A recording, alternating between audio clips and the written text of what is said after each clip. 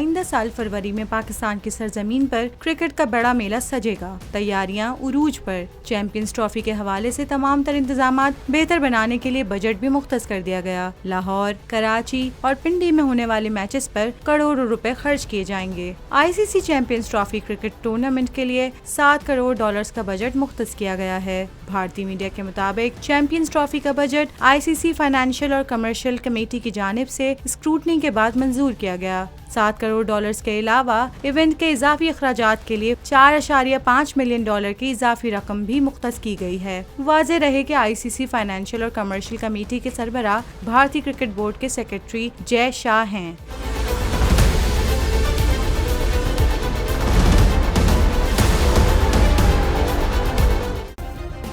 Subscribe करें और bell दबाएं ताकि कोई खबर रह न जाए।